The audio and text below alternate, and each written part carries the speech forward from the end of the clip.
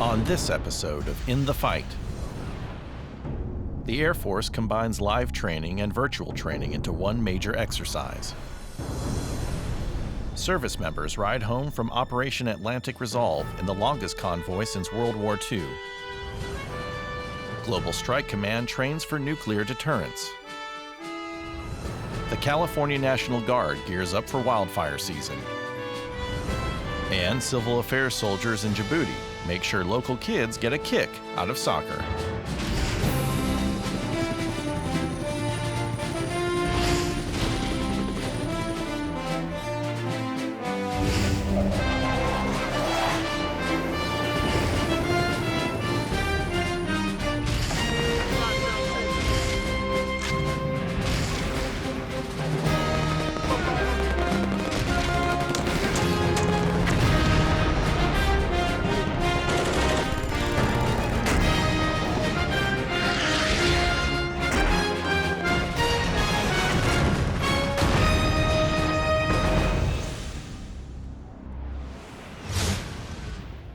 Since the beginning of the year, U.S. forces in Afghanistan have taken a step back from leading combat operations and focused more on training and advising. NATO Channel correspondent Lawrence Cameron checked in with a few of these soldier advisors during this transition phase and tells us how it's going. Eastern Afghanistan 2015, and the Afghan soldiers operating here are facing a new combat reality without the bulk of the military support they previously enjoyed from their international partners. As NATO-led forces have transitioned to their new role under the Resolute Support mission, their combat operations may have ceased, but their training and mentoring of the Afghan army continues. Brandy Bazemore is a US Army engineer advising the 201st Afghan Army Corps. I find them to be very receptive to the advising that I do. I look at it more as we're a team, so I learn from them and they learn from me, and I find it actually work out very well. When it comes to their expeditionary engineering, they're actually very good at what they do, so they require very little help from me. It's more just us building that relationship and working together and knowing that we're there to help is mostly the role that we're at right now. I think they understand how to fight. They understand how to be out in combat. Some of the technology is something that they're not as familiar with, and I think that's really where we come in and we're able to help day in, day out. Good team, thank you. Major Eric Lightfoot is another soldier who works very closely with the Afghan army and is aware that while much has been achieved, there is still important work to be done as part of the new mission. The Afghans still need our help for a couple of reasons. They have come a long way, but they still have a ways to go. They're making great strides every day. They are taking the fight to the enemy, and what we're doing with the Train Advise Assist is we're taking them that last little bit that they need to go. In the past, the Afghan army often relied heavily on coalition air support. Today, the Afghan army's own artillery units, as well as its fledgling air force, have to provide indirect fire. A new generation of Afghan pilots are currently being trained, and the Afghan Air Force is expecting delivery of several new air assets in the future. Basically what we were talking about was how to attack the enemy with all the assets that you have with the Afghan artillery, whether it be coalition aircraft or Afghan Mi-17 aircraft, to be able to use all of those assets simultaneously. They can fire the rounds from the ground, and they can fire the fixed-wing aircraft and the rotary-wing aircraft all at the same time to attack and defeat the enemies of Afghanistan. For NATO Channel in Nangarhar, this is Lawrence Cameron.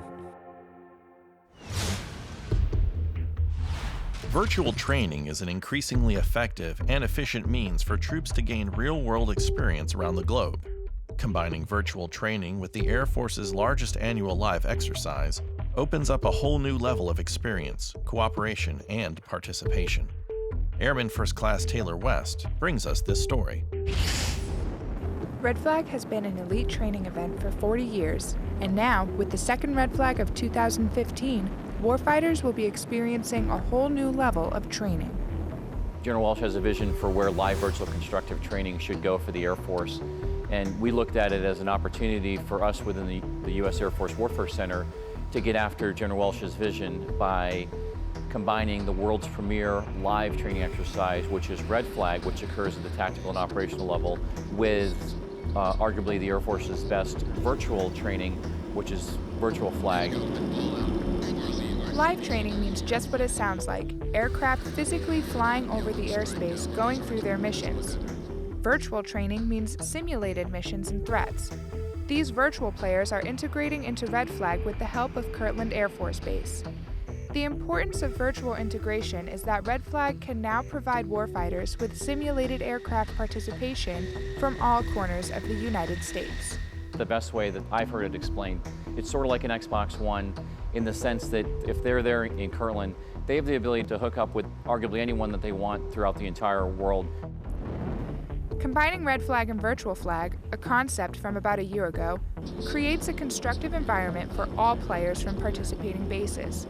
The plan for the future is units that may not have the funds or the manpower to attend Red Flag can still join the fight virtually and receive the training. What started with 20 to 30 to 40 warfighters eventually ends up with today, which is what we've got roughly 400 warfighters across the CONUS that are participating, with a couple hundred being at Kirtland and then the other couple hundred being throughout the entire continental United States.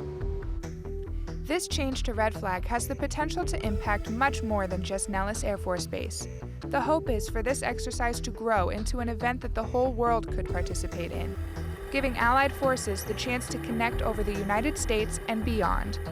Airman First Class Taylor West, Nellis Air Force Base, Nevada. Operation Atlantic Resolve involved U.S. troops spread across several countries throughout Eastern Europe. Getting all these troops and gear back to Germany created the longest convoy since World War II. Army Sergeant Josiah Dixon talked to a few troops during the home stretch and files this report. After a successful rotation supporting Atlantic Resolve, 3rd Squadron 2nd Cavalry Regiment returned to their home station in Vilseck, Germany. About 100 Strykers and support vehicles made the 1,836-kilometer trek, crossing 5 international borders. Along the route, soldiers were met with enthusiastic support from locals. I didn't realize that it would be a 1,000-mile parade, in the sense that every time we go through a town, people are waving, they've got American flags. It's surreal. After traveling most of the route in 3 separate groups, the unit reunited in Prague, Czech Republic, before making the final leg of their trip home. Dragoon Ride was the longest convoy since World War II, and an experience the soldiers will never forget. This is my first ever long convoy, and I think it was a great experience, especially getting to bond with the NCOs that we came with. And then I just love the people. I love meeting new people and making new friends. Dragoon Ride not only showed the unit's movement and maintenance capabilities, but demonstrates the U.S. Army's ability to move freely throughout NATO countries. Reporting for Army Europe Public Affairs, I'm Sergeant Josiah Dixon. I'm PFC Sarah Anmore from the 304th Public Affairs Detachment at a Joint Base Lewis McChord, Washington. I'm here with Beyond the Horizons in support in El Salvador, and I just want to give a shout out to my mom, my cousins Sonia and Jason, and the rest of my family and friends. I love you guys. This is PFC Cape Smith, United States Marine Corps, military police. I'd like to give a shout out to my parents, everybody back home. Congratulations to my sister on her 10th birthday. Love you guys. Hi, I'm Specialist Javalera from the 409th. Over here helping the Beyond the Horizon. Over here in El Salvador. I'd like to say hi to my kids, all 5 of them, and I hope you guys are having a good time. Coming up, the Air Force stands ready for nuclear deterrence. And Marines build bridges over troublesome waters. Check out dvidshub.net for the latest accurate and reliable information as In the Fight continues. The first intercontinental ballistic missile was developed by which country? The answer when we return. I want to give a shout out to my family and friends. I want to send a shout out to my husband, to my parents, my family back home. I'd like to give a shout out to my girlfriend. To my family and friends in Lansing, Michigan. To my family out in Tucson, Arizona. To my beautiful wife and children in Des Moines, Iowa. To everybody in Texas. In York, Pennsylvania. Colorado Springs, Colorado. Chicago, Illinois. Harrisonburg, Virginia. Orlando, Florida. Oceanside, California. And Fort Leonard Wood, Missouri. I love you guys. I miss you. And I hope I'll see you soon.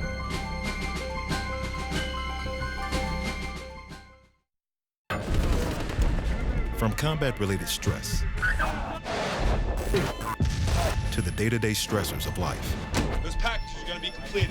This is the 4th time this week. Stress can affect every Marine and Marine family.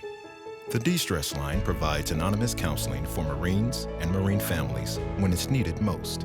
If you're feeling the effects of stress, call today and let us help you win your personal battles.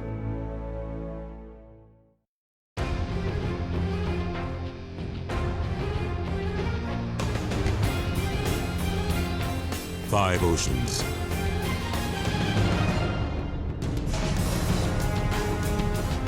Seven continents. Whatever it takes. Wherever it takes us. America's Navy, a global force for good.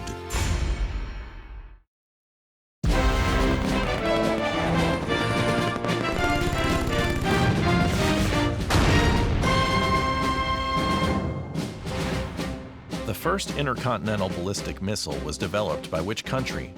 The answer is B, the Soviet Union. When tasked with nuclear deterrence, constantly evaluating your equipment is a top priority. Air Force Tech Sergeant Kurt Villavicencio found out how airmen at Global Strike Command stay ready to fire defensive ballistic missiles at a moment's notice, and brings us this story. Global Strike Command has been pretty busy at Vandenberg Air Force Base. This week, they launched 2 unarmed intercontinental ballistic missiles as part of the Missile Systems Testing and Evaluation Program. First Lieutenant Kimberly Erskine is one of the many airmen that have been hard at work. All this testing is to ensure that what we do on a daily basis is worth it and that everyone who's accomplishing the mission is doing a valuable service to the country. This is a weapon system test with missiles pulled randomly out of silos from Malmstrom and F.E. Warren Air Force Base. Senior Airman Jake McBroom believes the test will pay dividends in the future. I believe my job is important because it's the first hand for America's nuclear deterrence. We're actually putting these missiles on alert. We're setting ourselves up for success by keeping our nation safe. Operational test launches provide valuable data for the ICBM program and act as nuclear deterrence reliability checks. For Captain Lyles, it's not so much a job as it is an honor to show off Global Strike Command's capabilities. We have the privilege here of demonstrating the capability of that weapon system physically to the rest of the world, to show the world that this system works well, and that's all part of the strategic deterrence mission.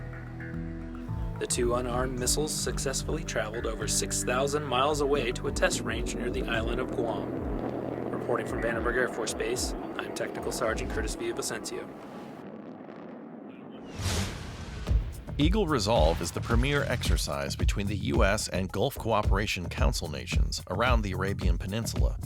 Air Force Staff Sergeant Catherine Lozier and Senior Airman Ryan Ehrman met up with the U.S. Coast Guard in Kuwait to find out what this exercise brings to the table for the 29 partner nations involved.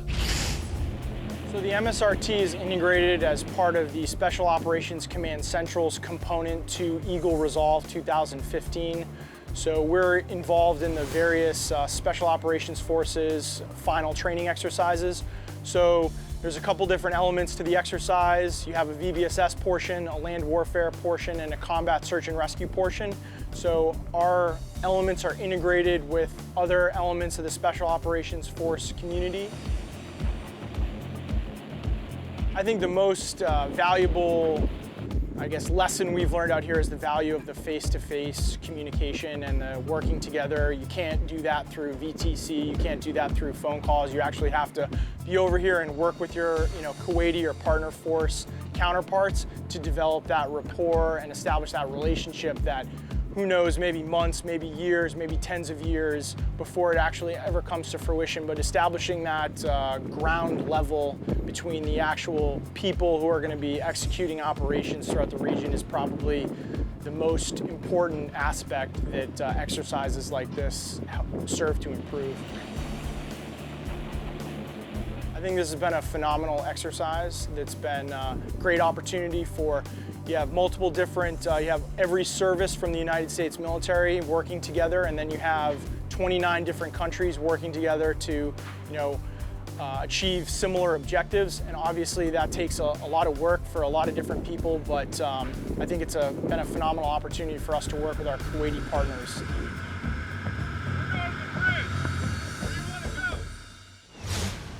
Getting from point A to point B sometimes requires crossing water where no bridges are present. Marines with the 7th Engineer Support Battalion keep their feet dry by deploying mobile bridges across such spans. Marine Corporal Owen Kimbrell tells us more in this report. Marines with the 7th Engineer Support Battalion constructed an improved ribbon bridge in Lake Elsinore, California, March 24. This is the first time a continuous span has been constructed in more than 12 years. An improved ribbon bridge is essentially, in layman's terms, it would be a pontoon bridge. It's made out of aluminum, and it just floats no less than 24 inches of water. It's deployed off our trucks that you see right here behind us, dropped into the water and opens up like a big W. Two methods you can do. You can raft with it. Basically, you put about 5 together. You can put trucks and vehicles up, and you can build it all the way up to a 9-bay raft. And you can raft around using our bridge erection boats, or you can build a continuous span, which this is, where it goes from shore to shore and you utilize it just like a road. It's important that we practice continuous span rather than just rafting. It's going to be an option that we need to have available to provide to a local commander. It gives the local commander more options as to how he wants to project his combat power across to a far shore, whether it be raft or a continuous span. That's just something we need to train to. The opportunity to come out here is amazing. The last time our unit put together a continuous span was back in 2002, so this is quite an opportunity for us. Reporting for the 1st Marine Logistics Group, I'm Corporal Owen Kimbrell. It's that time of the year yet again, wildfire season. To prepare for the inevitable blazes, the California National Guard is teaming up with CAL FIRE to fine-tune the cooperation and actions necessary to fight fires effectively. Army Specialist Lonnie Pasquale shows us how they hope for the best while preparing for the worst. This is many years, and it just isn't the first year these two agencies have come together. It's a well-rehearsed, well-orchestrated machine that's been fine-tuned and crafted over the years. California National Guard members train constantly to be ready for any mission. When the fight is a wildfire during a 4-year drought, training becomes a joint task. This annual training is a perfect opportunity for the cooperators, the Cal Guard and for CAL FIRE to get together, work as a team, and be prepared for the upcoming fire season. California's drought increases the need for CAL FIRE to request more resources. This demand also burned into the mind of a seasoned veteran. A fire is similar to combat. There's a lot of complex pieces moving at the same time. You have different aircraft, different agencies, different altitudes.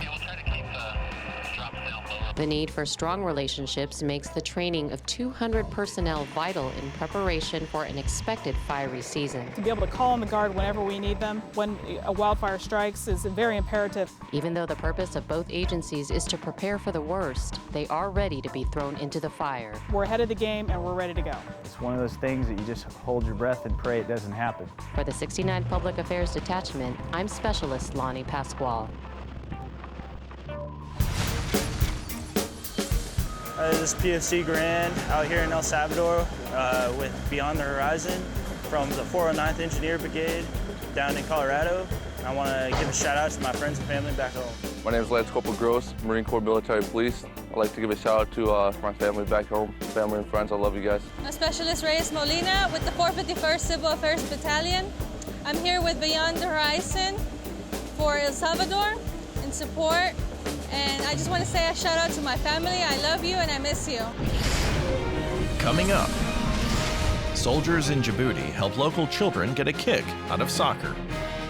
And we'll showcase some of the best photos from our service members. As In the Fight, presented by Divids, continues.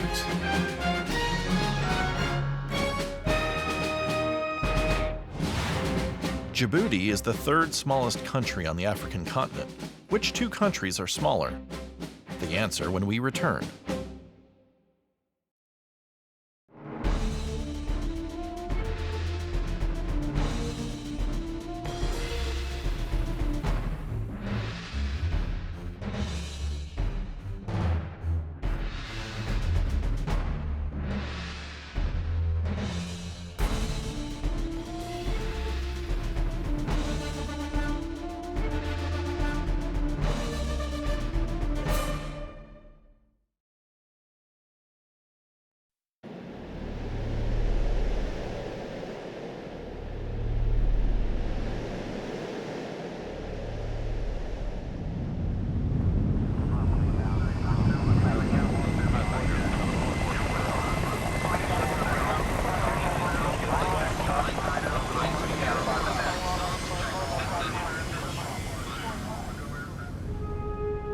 America's Navy, a global force for good.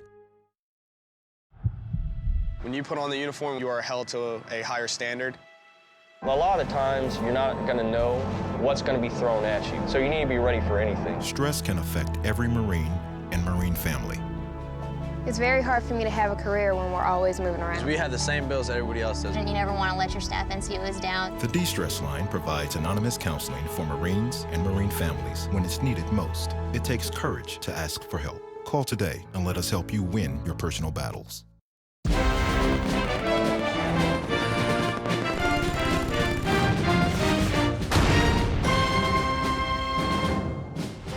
Djibouti is the third smallest country on the African continent. Which two countries are smaller? The answer is Swaziland and Gambia. One of the Marine Corps' defining traits is its ability to respond to America's emergencies. Marine Corporal Cameron Storm shows us how one unit stays ready and prepared to do just that. Marines prepared to enter a building to the east of Washington, D.C., each one getting ready for what's waiting inside.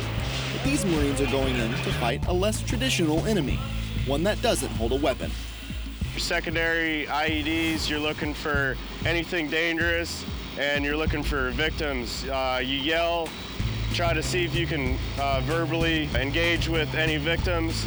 If you hear them, you try to go towards them. You'll probably see them, and you find your victim, load them up on your skid, or however you need to take them out of there, and you drag them out. Lance Corporal Shalat's role in Exercise Silent Ghost was one piece of the Chemical Biological Incident Response Force, the only active duty military unit that responds to chemical, biological, nuclear, high-yield explosive, and radiological emergencies. They can be up and running anywhere in the continental United States in less than 48 hours. Here, the Marines dealt with difficulties they will encounter in real-life situations. It's a new building, it's extremely dark, and it's big, so them actually going through and identifying, clearing all the rooms, and then locating all the patients, because there's so many corridors, it's so dark, so we have to constantly make sure that we're going through and rechecking places that we've been so that we haven't missed anybody. So I would say that going through and actually making sure that we've got everybody out. Silent Ghost is part of several exercises throughout the year, culminating in a final event in the fall. So it works on your endurance, and also you get a feel for getting hands, again, on a patient through thick rubber gloves to communicate through the gas mask, and not only with your patients, but with your fellow corpsmen and the Marines as well. The Marines and corpsmen will take what they learned here and be ready for whatever comes their way. Reporting from Washington, D.C., I'm Corporal Cameron Storm. Civil affairs soldiers have the distinct mission of building and maintaining relationships throughout their deployed region. Air Force Tech Sergeant Jessica Walter takes us to a village in Djibouti, where service members are accomplishing that mission in memory of a fallen soldier.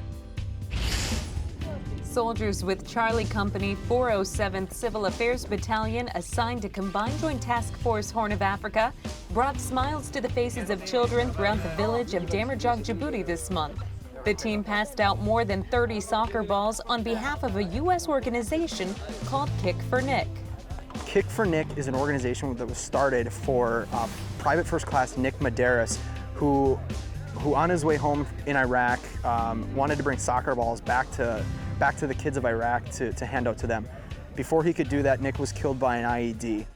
After his death in 2006, Medeiros' family started Kick for Nick, where they fulfill his dream of delivering the passion of soccer to kids all over the world. By assisting this organization, Civil Affairs is also achieving their mission of building strong relationships throughout local communities.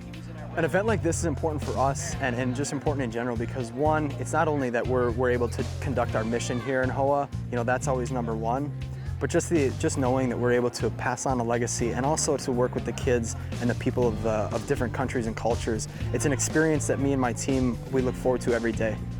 This was the Civil Affairs team's second soccer ball distribution on behalf of Kick for Nick, and Captain Heller hopes it will not be the last.